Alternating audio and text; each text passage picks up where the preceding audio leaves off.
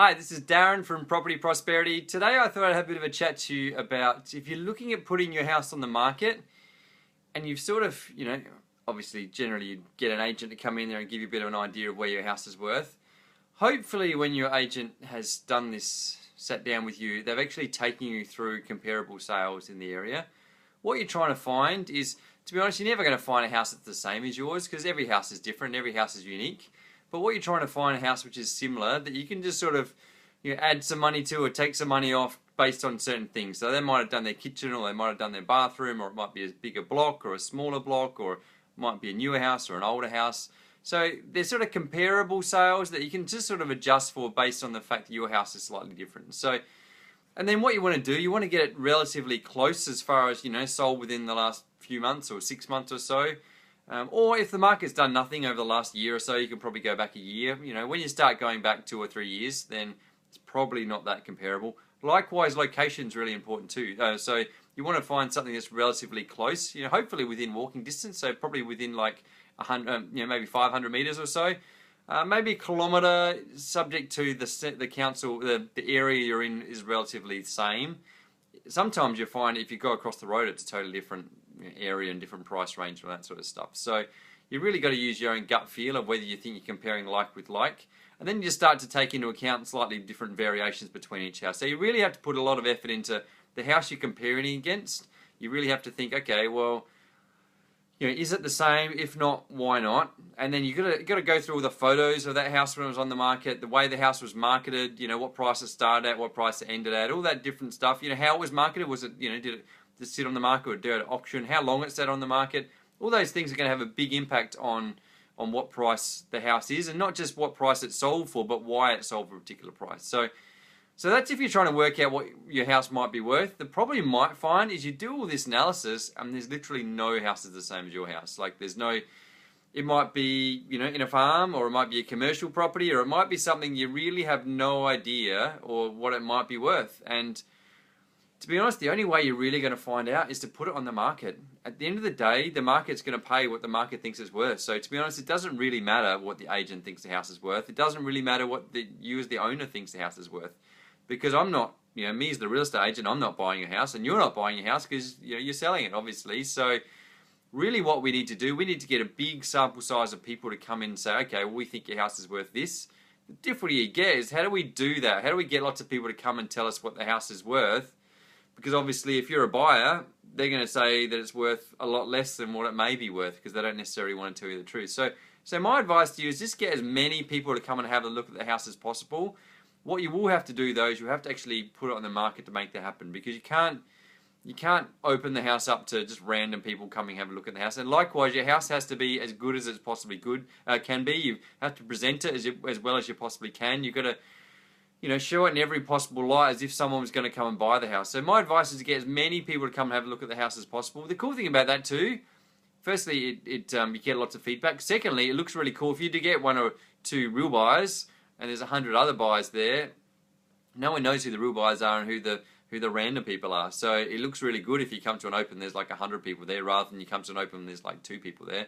And then what you do, those 100 people, just try and get as much feedback as you can. Try and get them to be as honest with you as you can, to find out what they think the house might be worth, and then take a bit of a survey. Try and take a judge from there. So that's one way to try and do it. But understanding the problem is you have to put it on the market to make that happen. So the next question is, unfortunately, by law, you have to actually tell them what price you want for the house. So there's a couple of ways for marketing a property. Obviously, you can just put it on the market and put a price there. So let's say, we have no idea what it's worth. We might put it on there at 500,000, but it might be worth $1 million. Or likewise, you put it on there at $1 million and it's only worth 500,000. We don't want to scare people away or misrepresent the fact that maybe they can't afford it when they think it's worth 500,000, when potentially other people think it's worth $1 million. And unfortunately, what's happened too is the government, because a lot of agents have tried to take advantage of the fact that they know if they underprice a property, they'll get lots of people there, and then they try and convince them to pay more money. The government's actually legislated against that by saying that you have to actually market the property within a 10% price range of what you think the house is worth. And so the danger about that is, if I'm marketing it, hey Chris, thanks for joining, if I'm marketing it within 10% of the price range of what I think it's worth, and I literally have no idea what it's worth, I might be misleading people, not because intentionally I'm trying to mislead people, but because the fact I have absolutely no idea what it's worth, and until someone starts putting in an offer, I'm not really sure what it's going to sell for. So, so that's one, I suppose, concern about putting on the market as an actual price when you don't know what it's worth. The other option is you go to auction. In that theory, you go to auction, you should. Then everyone just fights against it, and you'll find out what it's worth when someone actually puts in a bid and they find out what the highest bid is, and that's what's accepted. The issue with that, you still have the legislated requirement. Hey Tracy, thanks for joining. You still have the requirement of, okay, well I'm going to go up to auction. The government actually makes you put a price, what you think it's going to sell for at auction, and if it sells outside of that 10% price range, then the agent's in trouble for not giving a fair price range. So again, even you've got flaws in that whole auction process, because you still have to try and guess what the house is going to sell for. My other concern when you go to auction is there's a lot of flaws with auctions, in the fact that when you're selling a house at auction, it has to be cash unconditional, and you're going to find that most people don't have cash sitting in their bank account. Imagine a $400,000, $500,000, $600,000 house. Who's got $600,000 of cash sitting in their bank account to be able to buy the property? So, and even me as a mortgage broker, when I'm giving advice to people, I tell them not to buy at auction, because my concern is, fair enough, we can get pre-approval, but pre-approval doesn't count if the valuation doesn't stack up, or if you've got an old Telstra bill you haven't paid and you can't get your finance, then you're stuck. You've got a $600,000 house you have to settle in 30 days when you can't get your finance. What are you going to do? You're stuck, basically. So you find that auctions do scare a lot of people off because they're not cash unconditional, or purely because they're just scared of the process of auctions. What that means is you're only opening up to a very small percentage of the market. And for me, if I'm trying to sell a house with someone, I want as many people to be able to buy the house as possible. So I don't want to start excluding people from buying the house. I want it to open up to more people than others. So then the question is, okay, well, I'm not going to put it on the market at a price because I don't really know what the price is going to be. I don't want to go to auction because obviously I know that's not the best way to try and sell a house, because I'll end up misleading hey Rick, thanks for joining. Hey Tracy, thanks for joining. So yeah, if I go to auction, I'm going to find out that I'm excluding a whole pile of people. And also with auctions, you're going to find you can never sell at the highest price, because at auctions it's an open bidding process. So basically what happens, let's say I think your house is worth $550. We go to auction and the bidding stops at $510. I'm going to stop bidding at $510. I'm not going to keep bidding up to $550 because I know that everyone else has stopped bidding as well. So the problem you get with the auction process is you're only ever going to get the second highest price rather than the highest price, because you don't have to keep bidding against yourself. So you're just going to stop. Whereas the way I negotiate, I prefer to go on the market and then tell people, hey, the more you offer, the more chance of getting it. And essentially you don't know what other people are offering. So you're just going to have to keep bidding to the highest you're willing to pay. Otherwise you might miss out on the property. And so, thanks Rick, thanks for the kudos. And yeah, so the next thing is, how are we going to do it then? So we've decided we're not going to market, we're not going to put a price on it because we're worried we might have no idea what it's worth. We're not going to go to auction because we're worried about limitations that auction has. So what else can we do when we have no idea what the house is worth? So what they do in the world of commercial property is they do something called a tender process, or sometimes they say offers considered, or they might say they've got a time to be able to put a price in with a certain date range.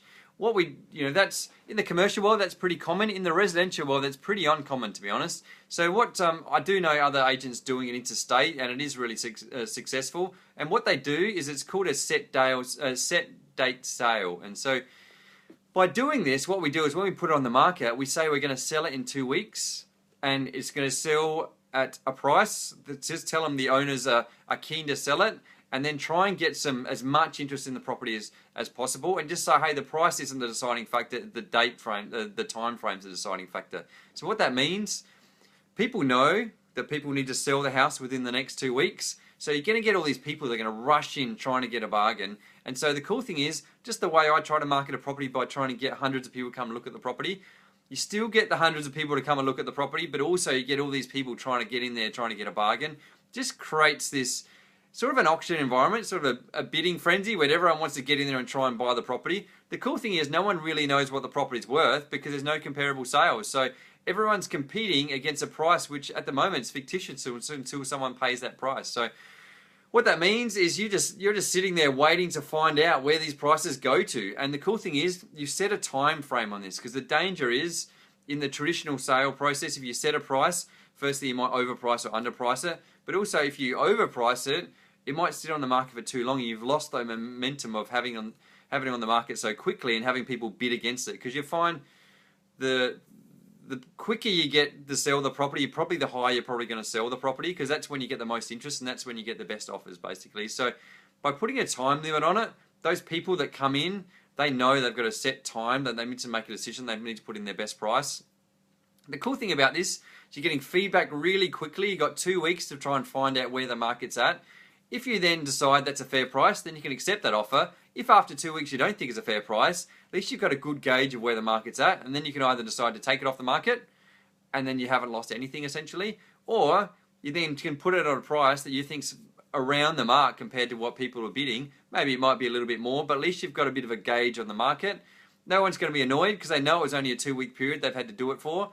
And then from then, you've got huge amounts of market feedback. You've created that momentum where people are fighting for it, and yet you're still not misleading anyone in the fact that you're not overpricing or you're underpricing the property. So keep an eye out for it. I think it's a really good strategy to try and sell your property. It's called a set date sale, and I know it's a bit unusual, but yeah, I'm definitely going to start doing a little bit more when I've got some unusual properties that it's really hard for me to try and pick the price for. So if you've liked what I had to say, then click on the like button. If you haven't liked it, still click on the like button anyway, because I'd really appreciate it.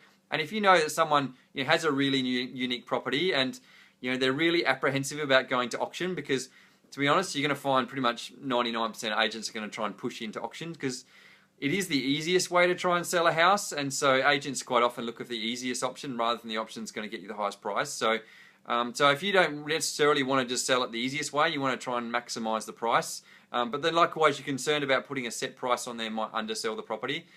So yeah, have a look at set date sale, or give me a call or message me. I'm happy to talk about it a little bit more for you. And yeah, if you know someone's got this problem, then click a share button. I'm sure they'd appreciate it. Or otherwise, yeah, if you've got something you'd like me to talk about in a future episode, put a comment in the comment box. I'm happy to chat about anything to do with property, and I look forward to catching up again next time. Thanks, guys.